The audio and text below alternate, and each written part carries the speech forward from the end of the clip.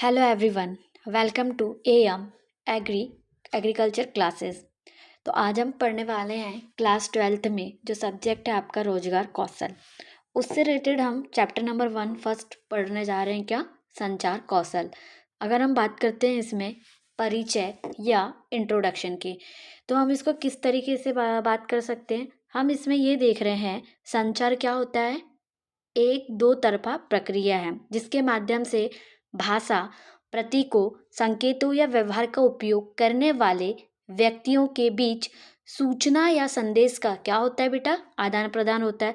जब भी हम संचार कर रहे हैं, वार्तालाप कर रहे हैं, तो दो व्यक्तियों के बीच में ही वार्तालाप होंगी।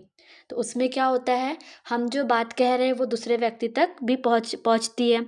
फिर जो बात हम पहुंचा रहे हैं उसमें उसका क्या रिएक्शन आ रहा है, तो हमें इस चीज़ को भी ध्यान में रखना है।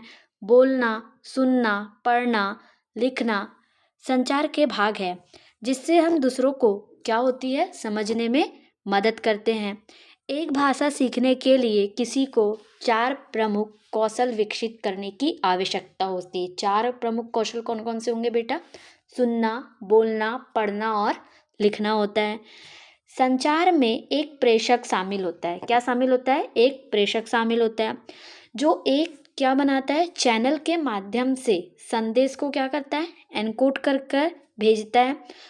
एक क्या होता है, प्राप्तकर्ता होता है जो संदेश को क्या करता है, डिकोड करता है, मतलब समझने की कोशिश करता है।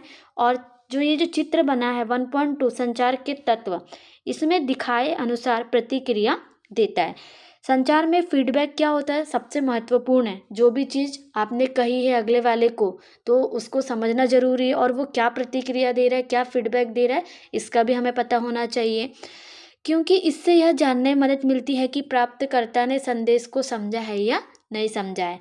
जैसे अगर हम बात करते हैं, ये जो आपका चित्र दिया है, ये वाला, इसमें दिया है आपका प्रेषक दिया है, एनकोडिंग दिया है, चैनल है, डिकोडिंग दिया है, प्राप्तकर्ता। ठीक है, ये जितनी चारों चीज़ें हो रही है ये क्या है, एक प्रतिक्रिया के बीच में हो रही है। अगला आता है आपका सुनने का कौशल। सुनने का कौशल में क्या होगा बेटा, लिसनिंग स्किल। हम जानकारी प्राप्त करने के लिए क्या करते हैं, सुनते हैं।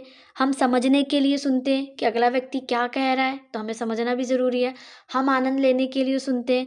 कुछ हंसी वाक्य होते हैं जिससे हमें क्या होती है, खुशी मिलती है, तो उसके लिए भी हम आनंद के साथ सुनते हैं।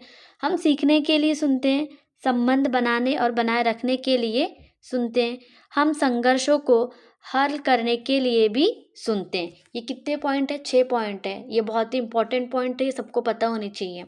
अगला आ जाता है हमारा टॉपिक सक्रिय होकर सुनना। सक्रिय होकर सुनना कैसा होगा, एक्टिव लिसनिंग। मतलब जो चीज़ कोई व्यक्ति बोल रहा है तो हमारा दिमाग क्या रहेगा, एक्टिव रहेगा, और एक्टिव होकर हम उस चीज़ को सुनेंगे और याद करने की कोशिश करेंगे कि वो व्यक्ति क्या कहना चाह रहा है। सक्रिय सुनना क्या होती है, एक कला होती है जिसमें दोनों को समझने की इच्छा होती है, साथ ही बोलने वाले को समर्थन और क्या देना पड़ता है, सहानुभूति प्रदान करते हैं।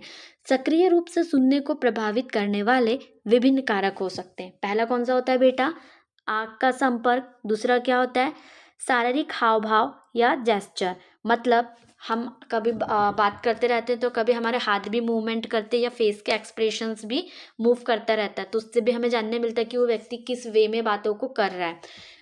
तीसरा क्या होता है आपका, विचलित होने से बचना। चौथा क्या होता है बेटा आपका, प्रतिक्रिया, फीडबैक। अब हम अगले टॉपिक की बात करते हैं, सक्रिय रूप से सुनने के चरण, मतलब स्टेजेस ऑफ एक्टिव लिसनिंग। इसमें क्या आएगा, सुनने का सबसे अच्छा तरीका क्या होता है, सक्रिय सुनना, मतलब ध्यान पूर्वक सुनना। यह तब होता है जब आप क्या करते हो, सुनते हो, समझते हो और जवाब देते हैं और याद करते हैं क्या कहा जा रहा है। सक्रिय रूप से सुनने के कितने चरण होते हैं आपके, 5 चरण होते हैं। प्राप्त करना पहला पॉइंट है। प्राप्त करना में क्या होगा, ध्यान पूर्वक सुनना शामिल है। जो अगला व्यक्ति बात कह रहा है तो हमें उसको क्या करना है, ध्यान से सुनना है। दूसरा पॉइंट क्या होता है, समझ, या उसको इंग्लिश में क्या कहते हैं, अंडरस्टैंडिंग। यह किसी चीज़ या किसी व्यक्ति के बारे में क्या करता है, एक सूचित समझौता होता है। तीसरा पॉइंट क्या होता है, याद रखना या रिमेम्बरिंग। यह बीते समय की कुछ जानकारी को पुनः प्राप्त करने या याद करने के लिए क्या करता है, संदर्भित करता है।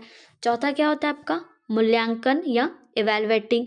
यह किसी चीज़ या किसी व्यक्ति के मूल्य मात्रा, महत्व और राशि को पहचानने के बारे में भी बताता है। 5वां पॉइंट होता है बेटा आपका प्रतिक्रिया, मतलब रिस्पॉन्डिंग।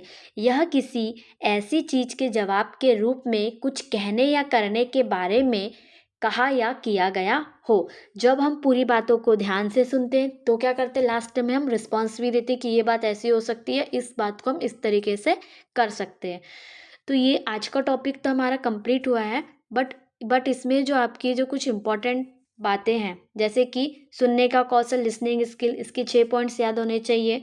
सक्रिय होकर सुनना, 4 पॉइंट्स इंपॉर्टेंट है, ये भी याद होने चाहिए।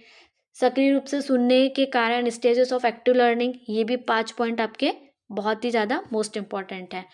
तो आपको आज का वीडियो कैसा लगा कमेंट करके ज़रूर बताना, और हमारे चैनल को सब्सक्राइब करना ना भूलें। ज़्यादा से ज़्यादा सब्सक्राइब करें। Thank you so much for watching this video.